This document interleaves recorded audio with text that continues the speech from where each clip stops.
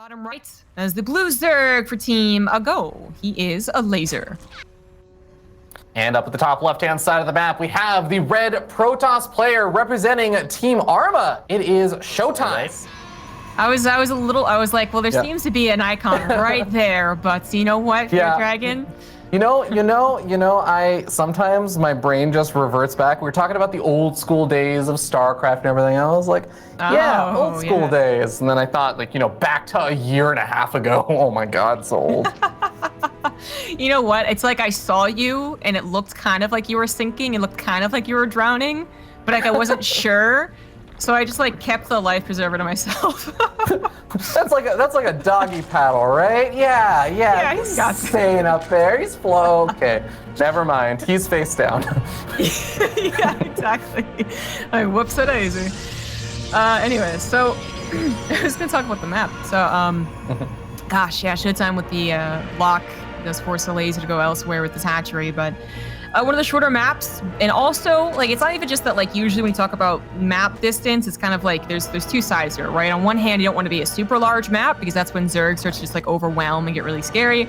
But, you know, on the other, you don't want to be, like, rushed. And when it's a Elazer that you're facing, would you not think that ShoWTimE would be more concerned about letting a short rush distance map through? But not only that, but there's also a lot more open space. I mean, not like the most open space ever, but like a decent amount of open space in this map. So I'm very curious. I guess maybe ShoWTimE just does like it, maybe like personal preference wise, right? Or that maybe he even was going to do something a little more aggressive. As soon as I say that, he adds on a Twilight Council. I was actually going to say, you know, one thing that we've definitely noticed with ShoWTimE, especially this season of the DreamHack SC2 Masters, is that he has been a bit more aggressive than he used to be. And I don't mean that in the, oh, you know, it's a Protoss player that puts on light pressure with these early Protoss openings while expanding and stuff. He's actually thrown out more like, this is kind of a two-base all-in kind of plays. A lot of adept plays as well, I feel like. So I wouldn't be surprised if we end up seeing like a War Prism and Resonant Glaives or something starting up. Yeah, I think that's what everyone's kind of anticipating just with the meta as it is. We do have probes out of gas as well in the main, which is a very good indicator that it is the Resonating Glaives. If they're still in there, then it could just be Resonating Glaives with like a fast Dark Shrine Fall or something like that. But yeah, if they're out, it's almost always Resonating Glaives. So there you go. We can see that, we can know that, but for Elazer, he's kind of got to be piecing together things. And certainly just by letting this map through and ShoWTimE's history, he's probably thinking, oh, adepts. But as far as actually scouting very much, he might have scouted a faster warp gate. But even then, like, you can no longer really trust that as far as what it means Stargate or Twilight Council. And soon, of course, he'll be like, oh, there's no Oracle. But I think he's already figured it out, honestly. I think he already knows. He's already predicting it. Yeah, and I love the usual spread that so many Zerg players have gotten very, very good at. I don't know if it's started by Cyril, but it's certainly one of the first players I've seen really utilizing the spread of those links to just anticipate and find where the War Prism's coming in from, identify the angle it's going to be attacking in from, so you can get your queens and your lings and everything into position to just maximize the defensive capabilities for the Zerg player.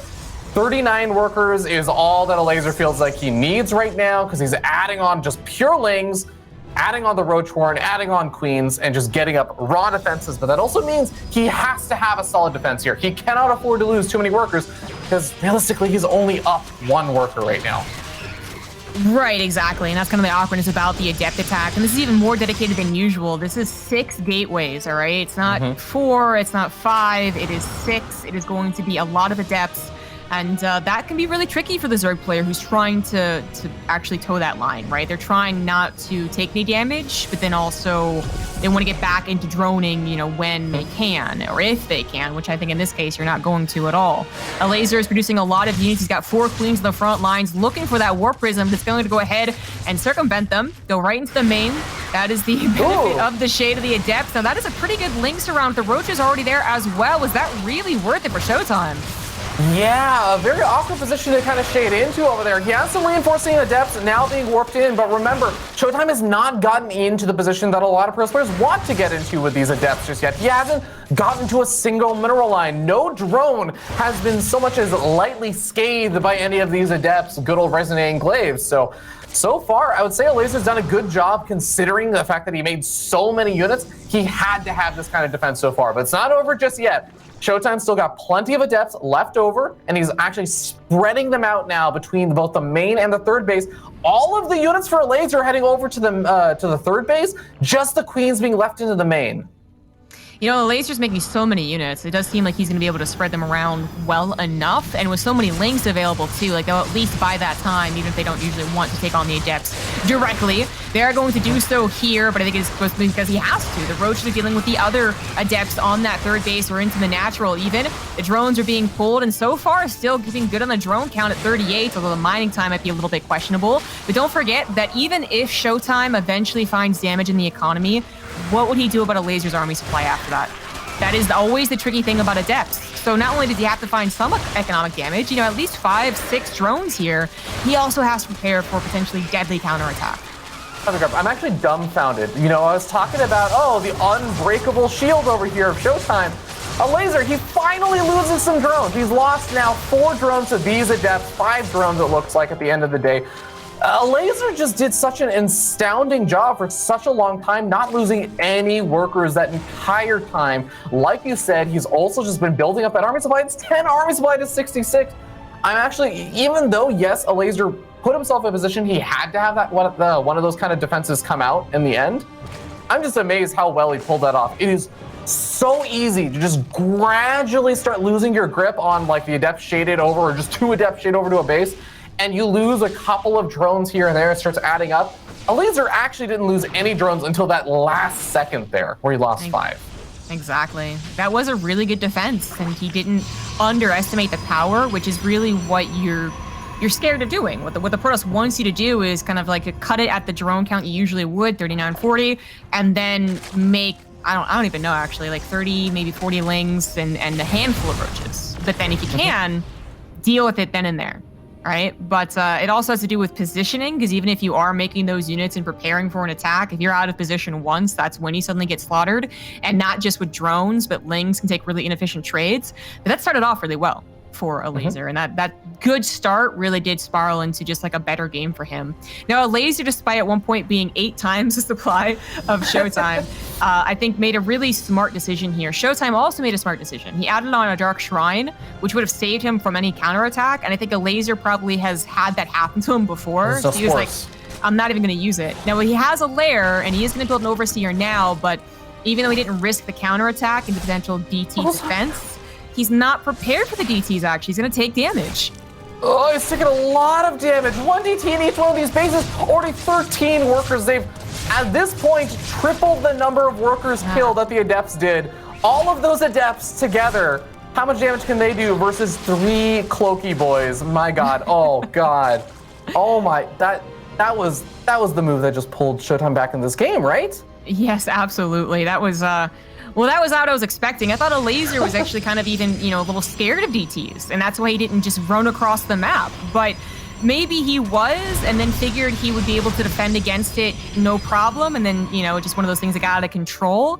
Maybe he wasn't thinking about them at all, but hell, even just one single Overseer, you know, a precautionary Overseer would have really saved him a lot of headache. But this game is just, it's kind of getting a little bit wild, honestly. Elazer also kind of forced in this position where he's had to redrone a couple of times. Any, I guess, maybe like really strong push he was thinking of always has to be kind of pushed back, right? So again, having to redrone, actually getting up to a decent economy. He's got to play more into that mid game where, I mean, he's not weak. You know, Elazer's not going to be weak at any point, but we do start kind of considering ShoWTimE the stronger player the later the game gets. Yeah, especially with the Robotics Bay being added on, a second Robo being put down now. So ShoWTimE is really gearing up for that later stage of PVZ, where he absolutely is known to have a lot of strengths in as we go into that later stage, like you were saying. Elazer is going to be adding on the Infestation Pit right now. Of course, so far it's just been Lings and Roaches and everything. Do you have a sense of like if that's going to be an Infestation Pit because he's thinking about getting up a really quick hive, or is that going to be an Infestation Pit for a little bit of earlier tech? You know, I'm actually not certain yet. I'm going to wait and see because while usually at this type of game I would have said a hive, The fact that it's this meta and this map, I would be like, oh, it actually probably Swarm Host. Because we've seen a Laser and a couple other Zergs do the just kind of almost like face check Swarm Host. Like you get Swarm Host and you move them right across the map, you know, no sneaky Nidus Swarms or anything like that. So it looks kind of weird to do it kind of late. It'd only be 20 supply with the Swarm Host as well, which is like not a lot. That's one Swarm Host weaknesses, but I could see it happening. I could also see this as now being just into a hive, preparing when he feels comfortable to actually start that hive. As so far it's not being used, so all this hypothetical stuff doesn't matter. Spire is actually being added, which also feels kind of late and kind of like a surprise. Yeah, I mean, it almost makes me wonder if he's going to start up the hive in like a little bit and then time it out so he can start up a greater Spire right after that finishes, something like that, like the old school style of ZVP. We don't see as much of these days. Nice catch over here from Elazer. Finds both of the Adepts. Is going to be able to kill off one of them. Not quite the second one, I don't think in time. Oh my god, yep, barely gets her out. Gets surrounded very quickly thereafter. I think that Elazer's finally thinking about pushing forward though. He's got a big army on the north side. Has a decent-sized army on the south side. Is he gonna try and hit 2 different bases at once? Seems like it. Some excellent force fields. Those were really clutch. Plus, Stalker's going to soak up a lot of Banelings, even if they were going to be sacrificed. But the left side, yeah, that 4th base, a little bit more under-defended. ShoWTimE, he was getting to a point where he would feel comfortable mixing up or splitting up his army, rather, but he was under 150 supply. He still doesn't have that +1 done. His Disruptor's actually getting pounced upon. He was close to having a defense, but Elazer hit at that right time and is going to grab a Nexus for it. Yeah, ShoWTimE also he used a recall over there. Either that was a bait recall where he was like, I'm recalling, you should back up now. Oh. Or he misclicked because he basically recalled 2 Stalkers to that bottom left-hand base, and they did absolutely nothing. Either way, though, ShoWTimE losing that base is definitely going to hurt. He's got to make something happen, and he does, again, like you said, have those Disruptors available to him. He's got to get some good shots off. He's going to get an okay shot, kills off a couple of the Rabbits. He's going to be able to start pushing this back. Attack on the bottom left. He's going to find that there's no base over here, though. Bruh. Disruptors don't shoot up. There are going to be 24 mutas. That's going to be a problem. Yes, it's a huge there are more problem. mutas than Stalkers, actually. Yes, that might just be the GG trigger, you know? Like, either he pushes and then GGs, or he just GGs. All right, he's good. Okay, there you go. All right. Oh, man. Brutal. Absolutely brutal play from Elazer. If he had played more, a little bit Zerg indeed. Are on Romanticide now for game 2. In the top left, as the blue Zerg, he is Elazer.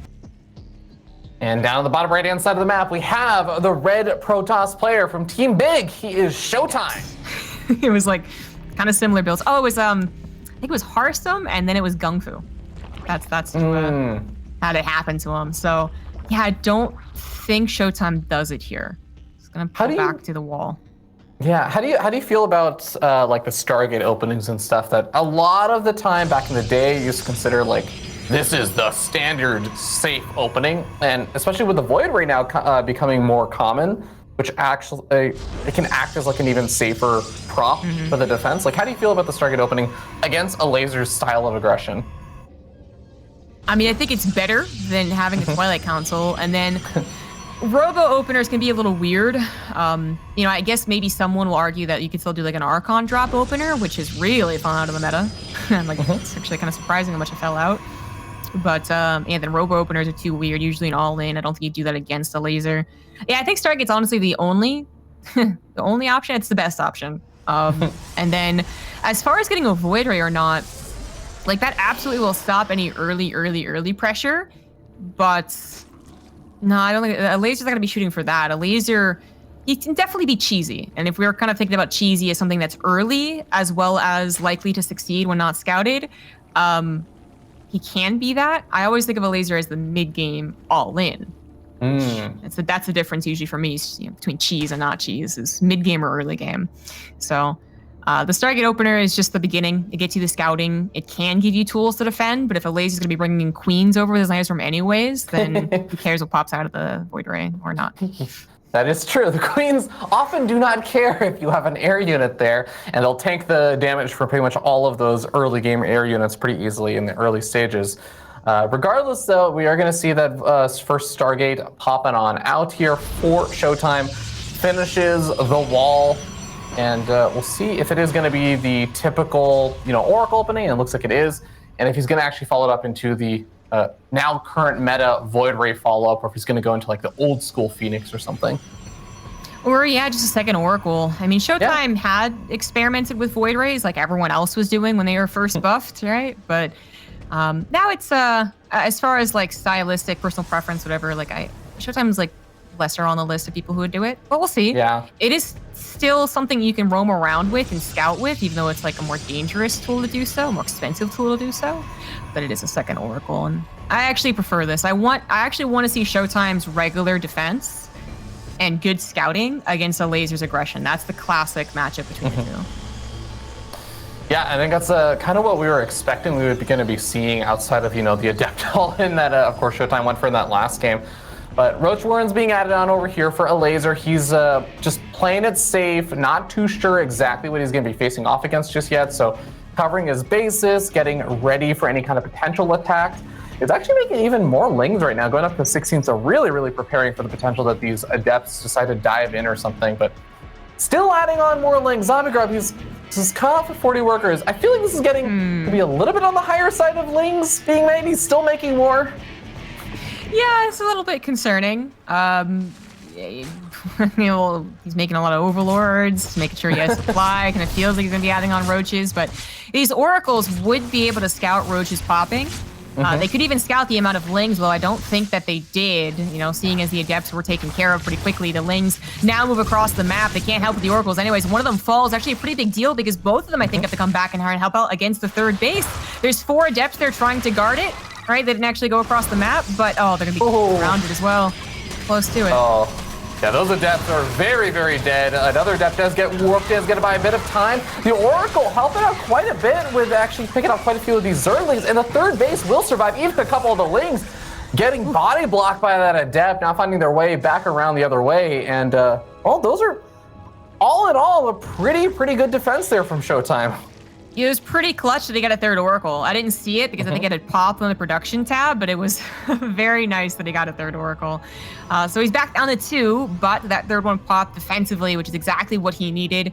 And 2 is still a very good count for killing, anything creep tumors, even a queen that's on her own, drones, and of course, most importantly, the revelation. So ShoWTimE deals with that, and I would say that's a pretty successful defense. It was a trade of lings versus adepts, but an Oracle. No, not like this. Oh, Stretch Armstrong, Spore Crawler, able to actually get that last Oracle with a shot from, down under. But it's actually kind of funny to note. It's not going to play a huge impact right now, but it just kind of goes to show the investment that Elazer had into that earlier flood of lings and everything. Doesn't even have the creep spread between the natural and the third base connected just yet. Like it's actually set him back in a lot of other ways, and you can kind of see he's finally going to get that there. So it's, again, not going to play a huge impact just yet, but Spire being started up, and Elazer's still just trying to drone back up after all of the early drones he cut. Well, the big emphasis from Elazer and what he seems to really be pushing alongside some other Zergs, but him especially, is that creep spread to the front. Like, he is going to be close to ShoWTimE's 4th base, no matter where ShoWTimE takes his 4th base. Like, that creep spread is really scary. But it can be kind of hit or miss when it comes to ZVP. We'll see if it's a hit. Or ShoWTimE can start cleaning it up with something. His hallucinations, do they actually scout the Spire? They go back into the main. I think they just confirmed that it wasn't canceled. And he is going to push out what looks to be just a 4th base. His charge +1 are a little ways off, but he has a Warp Prism. He could try pushing just to kind of like say, hey, don't make mutas immediately, but it would be a bit dangerous, especially because there's so much creep spread.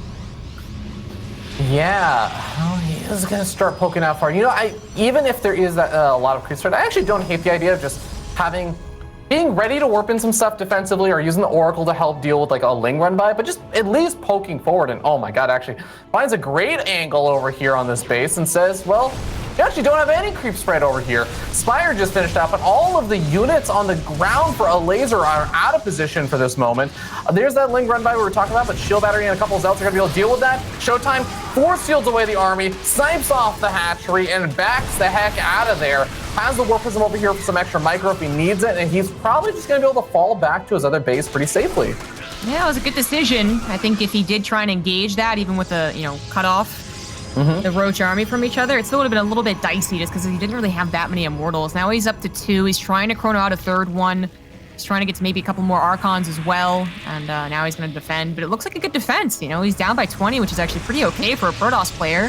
Elazer Centrifugal Hooks only just started, so this is just a pure Roach Ravager attack. And yeah, I think even Elazer's like, that's maybe not going to work. He still has the option of that Spire, though, so we'll have to keep eyes on that. But he knows it wasn't a surprise. He knows he's going to have a huge bank into it. It might be coming a lot later or not at all if he's just going to all in here. He brings forward the Queens. He's going to produce Banelings. Might be slow, but they're still going to be scary, and he's going to go for it. Yeah, ShoWTimE's been building up some energy on those sentries that he already used a lot of force fields with. He's definitely going to need a couple of them to try and lock out some of his army. He actually tries to cut off a few of these units. Ravagers do manage to knock those force fields down on the south side. The Shield Batter's keeping those Immortals alive for a very, very long time. Slow Banelings waddling on forward, going after the Shield Batter. Don't quite manage to get it. The Shield Batter goes for something on the left. Look at all the Zells coming in from the right-hand side. ShoWTimE was banking them up until all of the Banelings were gone, and he gets a massive, massive surrounded connection on all these Ravagers. ShoWTimE is going to lock that defense down. What a beautiful Baneling attack. Absolutely. Well, guys, we're going to be starting up here in the top right-hand side of the map, top of the red Protoss player from Team Big. He is ShoWTimE. In the bottom left, as the blue Zerg, he is Elazer. In terms of defense. Yeah, a little bit. You don't want to take, for instance, ShoWTimE's horizontal base is one on to the left, because that's a big old open space. Lots of concave for a laser. Yeah, exactly. And then his, the other third, that does have more chokes, but then once they break down the rocks, it still means that they come in from multiple different angles, which, I mean, I'm actually thinking back to ShoWTimE, I think it was last season, if I recall correctly. He kind of got boxed in, he was well set up. He had scouted the all-in. It was Ling Baneling Ravager, and he was like, I got this. And then he just missed one little pixel of a force field and got completely surrounded on this map. So, I mean, I feel like Protoss players around the world, from Bronze to ShoWTimE, know that feeling. Yeah. But it's extra frustrating when you actually can predict these things and still fail. Well, if there's one thing that we can oftentimes count on ShoWTimE for, it's that he has pretty solid execution. I love that this drone and this probe are like perfectly matched pixel for a bit as they're traveling through. But yeah, it's going to be a fun little thing to see exactly how ShoWTimE decides to maybe play out a bit of this map. Because again, in game number 1, he decided to get more aggressive. We actually see another Twilight Council opening over here. But is he going to try and get as aggressive as he did in game number 1 and really try and pile on that pressure? Just because this map can get a little bit dicey sometimes with third bases? Or is he going to feel comfortable enough and say, look, that second game really got my momentum swinging. I feel like I can make the defense happen. Let's put on a little bit of light pressure. Well, I'm hoping that it is something different from 6 gateways, right? Yeah. And it is going to be Adepts again. He has taken the probes out of gas, but I'm going to say that it's going to be 4 gateways in total. And then very light committal on it. And then what happens afterwards is far more interesting. Fast third, robotics bay, what's going to happen.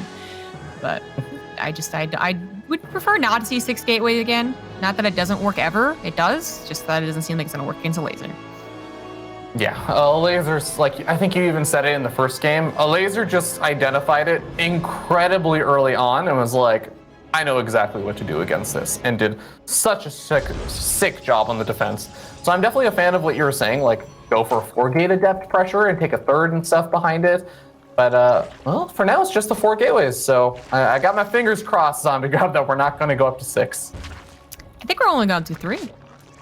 Counting. Oh, actually, yeah, you're right. Gateway production sometimes can be make you look really, Look, I'm a really Protoss silly. player, so adding single-digit numbers is sometimes a little too big for my brain. But I mean, I was being legitimate though, because it's like producing and then it's structures. There's 2 different structures though. There's gateway and warp gate. You guys have it tough. Can I make a caster complaint? This is like the stupidest caster complaint ever. But I hate the feeling of like you're trying to count between production or producing things or like gateways and the number that are already there. And in the time that you swap over from the structures tab to the production tab, one of them finishes and then you get a miscount. You're like, oh. Yes, exactly. I know exactly what you're talking about, but it is going to be 3. They're all finished. It's 3. Yes. So that's actually like usually even when you're not really going to commit a whole lot, you would still go up to 4. So this is definitely a bit of a difference. And I like it, you know, even trying to hope that Elazer really does overreact, but it's actually going into a robotics bay. So I think the Overlord, actually it's Stalkers once again. I have to deal with this by itself and force a recall. Yeah, full recall over here. And it's going to also reveal the Resonant Engraved, you know, research finishing, which I'm pretty sure Elazer already knew about, but you actually look at Elazer's setup, Zombie is very, very similar to game number 1 with earlier Spore Crawlers, mind you, but it's a very similar setup in how early he cut workers. Well, you know, it does seem to be one of those things that Zerg players have figured out, all right? They all got together in the Zerg equivalent of a Twilight Council and were like, this is what we do. But the difference is, of course, the positioning, and occasionally like who puts a spine crawler, who doesn't. And then, yeah, what am I thinking they're going to do? So in this case, Elazer, it seems like he's thinking, oh, he's going to do a faster Dark Shrine, or at least I have to be, that would be the worst case scenario, is probably more what he's thinking, right? The worst case scenario is I do not have detection and I die, because he noticed I didn't have Spore Crawlers in that first game. And I understand it, but it does mean that he has 3 drones less, 225 minerals put into the Spore Crawlers.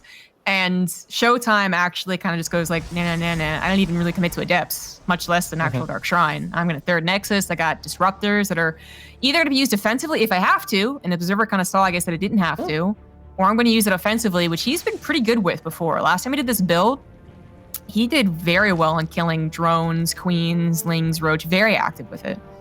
Yeah, I actually want to note also, it's a small thing, but seeing Warp Prism speed actually does really sort out a lot of the time, I think, for Zerg players, like what it probably is. Because, you know, you see the Warp Prism moving out, and if it's a normal speed Warp Prism, it could be a lot of things, right?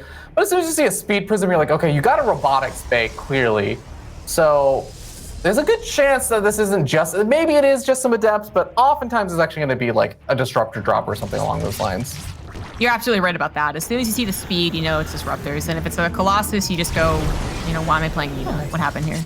Yeah, it's Disruptors. And they're not getting too much done, but I think one of the more important things by far is that you're constantly doing things. If you can be so good with your Warp Prism that you use the Disruptors every time they have a shot, you actually like can have that counter in your brain, then that makes this build pretty good.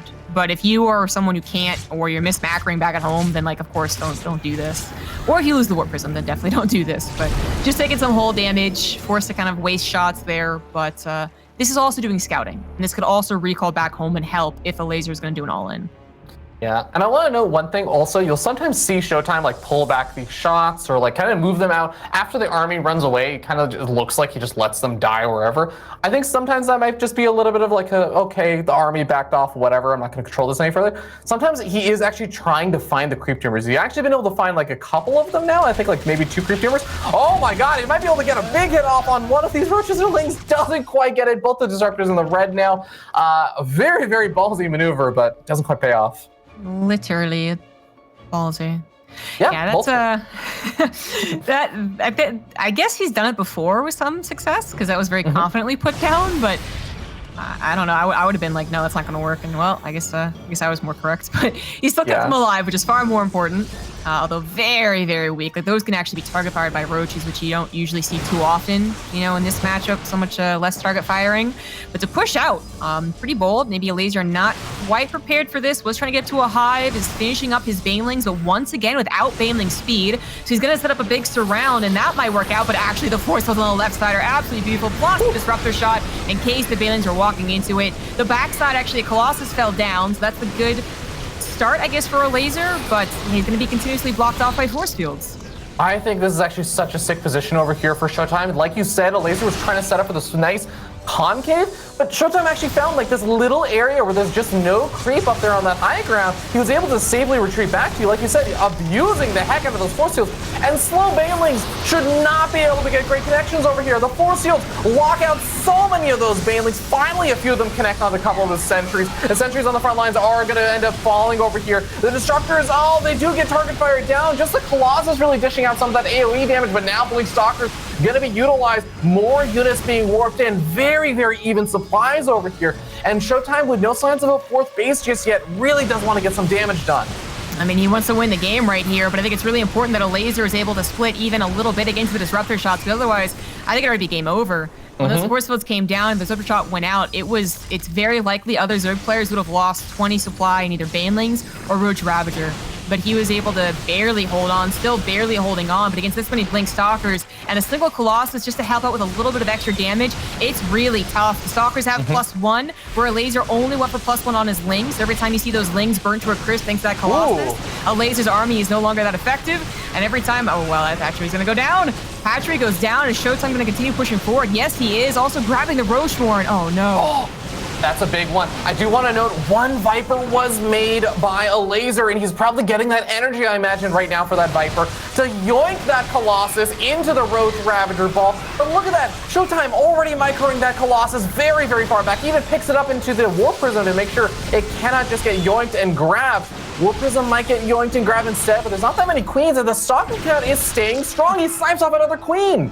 Oh, man. These guys... very close here. Yeah, a Baneling counterattack, actually. 6 Banelings went down, but no +2, so a lot more actually survived, or probes, rather. Stalker's continuing to move in. Elazer does still have 4 bases, but he's not really mining from that 4, so he's just still desperately trying to hold on. He's trying to push these Stalkers back. A Blinding Cloud actually going down to the Stalkers, forces a lot of them forward. The Colossus is still alive, but it's actually not being used. He could drop that out, and it could help. The Viper was already used, but it doesn't actually matter. The Stalkers have won. The Stalkers have won a tremendous amount, actually. That was not even close towards the end. GG.